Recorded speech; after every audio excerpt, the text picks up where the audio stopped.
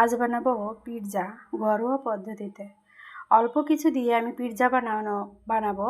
তো পিৎজা বানানোর জন্য 2টা পাউরুটি, এই যে এই সাইজের পাউরুটি আমি কেটে নিয়েছি, কেটে এরকম সাইজ করে নিয়েছি।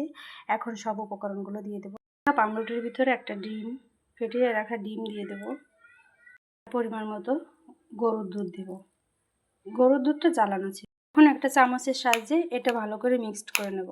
ডিমটা আমি এটা আমি এভাবে করে নিয়েছি। এখন এর ভিতর উপকরণগুলো দিব। তো উপকরণ নিয়েছি আমি গোলমরিচের গুঁড়া আর সামান্য লবণ, বেকিং পাউডার আর চিনি। এগুলো আমি দিয়ে মিক্সড করে নেব। চুলায় একটা তাওয়া বসিয়ে দিয়েছি, তাওয়াটা গরম হয়ে গেছে। এখন পরিমাণ মতো তেল দিয়ে দেবো। এটা গরম হয়ে গেছে, এখন আমি এই উপকরণটা দিয়ে দেবো। পিৎজা শেপটা করে নিয়েছি, এখন উল্টোয় নেব। তলের পাশ হয়ে গেছে, এরকম হয়ে গেছে। এখন এই কাঁটা চামচ দিয়ে এরকম কেটে কেটে দিতে হবে। সস দিয়ে চারিপাশে মাখিয়ে দেবো।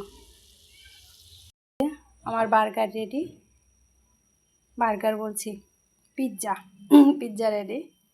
চিকেন দিয়েছি, কাঁচামরিচ আর কাঁচা পেঁয়াজ আর টমেটো। টমেটো আসলে ফ্রিজে ছিল, তো এই কারণে এরকম হয়েছে।